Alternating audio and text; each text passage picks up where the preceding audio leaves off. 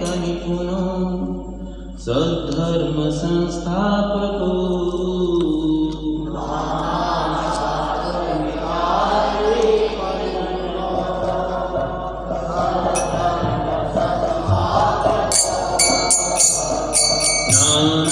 शास्त्र विचारणे परिपूर्ण सधर्म संस्थापको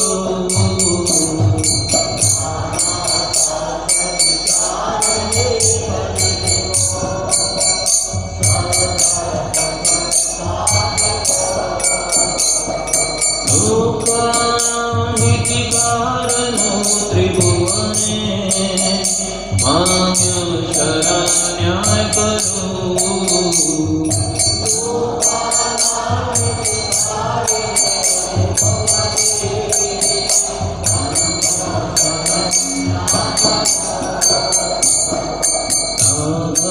कृष्ण पदारविंद भजना नंदेन कालिको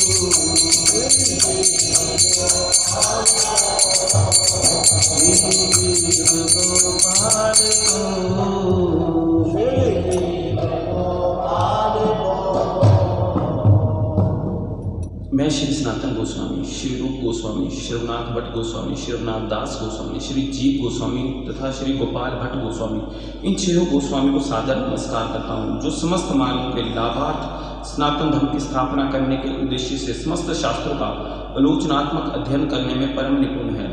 इस तरह वे तीनों लोगों में समादृत हैं और शरण लेने के योग्य हैं, क्योंकि वे गोपी भाव में निमग्न रहकर राधा कृष्ण की दिव्य प्रेमा भक्ति में लगे रहते हैं। बोलो वृंदावन के छठ गोस्वामियों की, भक्ति रसामृत सिंधु की, श्रीपाद रूप गोस्वामी की, जगशूल प्रभुपाद महाराज की, शिला सतगुरुदेव महाराज की।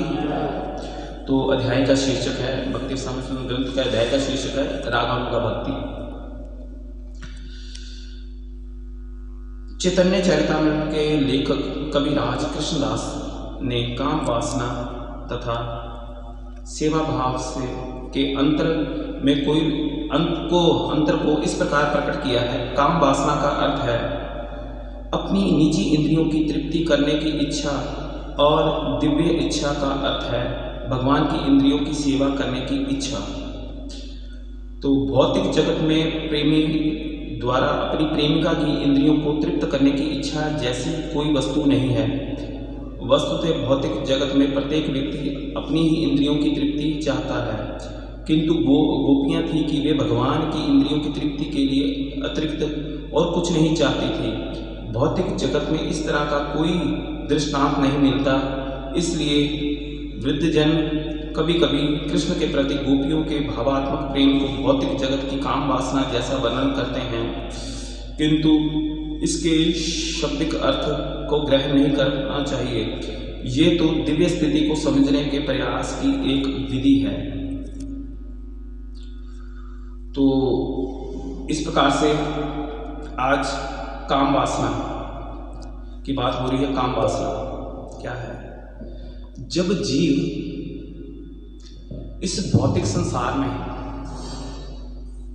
अपनी इंद्रियों को तुष्ट करता है, उसे काम वासना कहा जाता है। क्यों?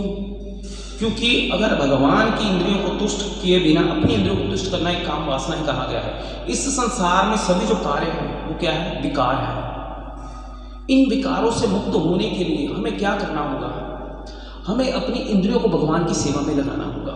जब ये हमारी इंद्रियां भगवान की सेवा में लगेंगी, भगवान को तुष्ट करने में लगेंगी, स्वतः ही ये इंद्रियां धीरे धीरे क्या हो जाएंगी, शुद्ध हो जाएंगी।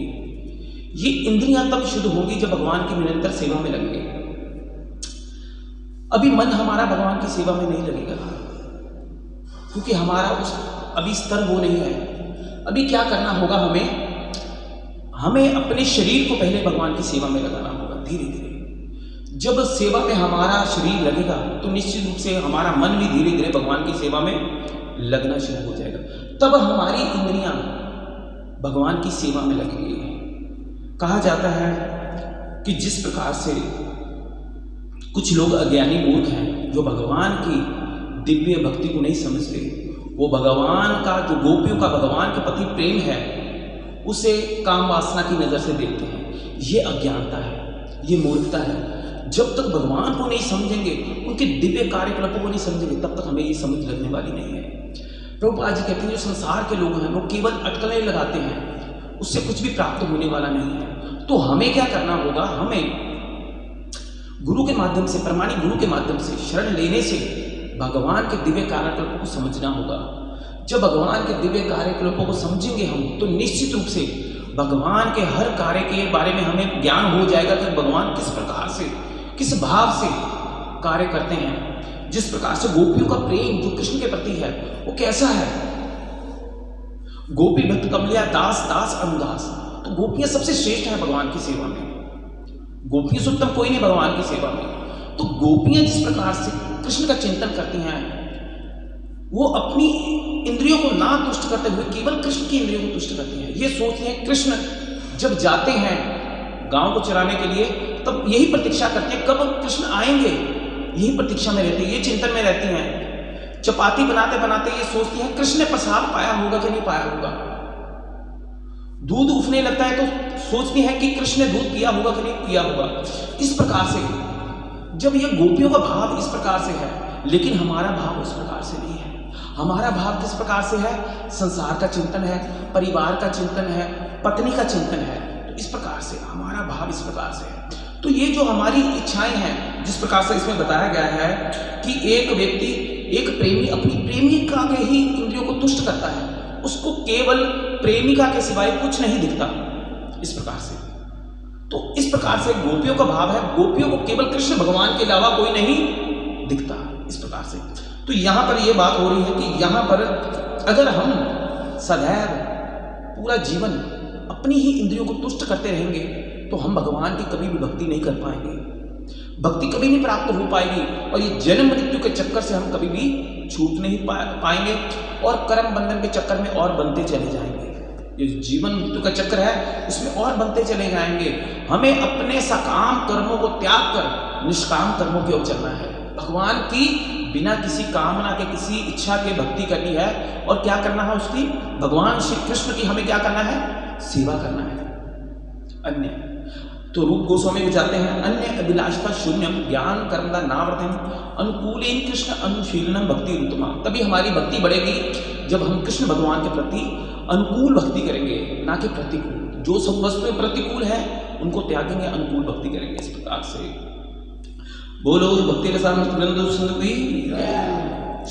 श्रीपाद रूप गोस्वामी की।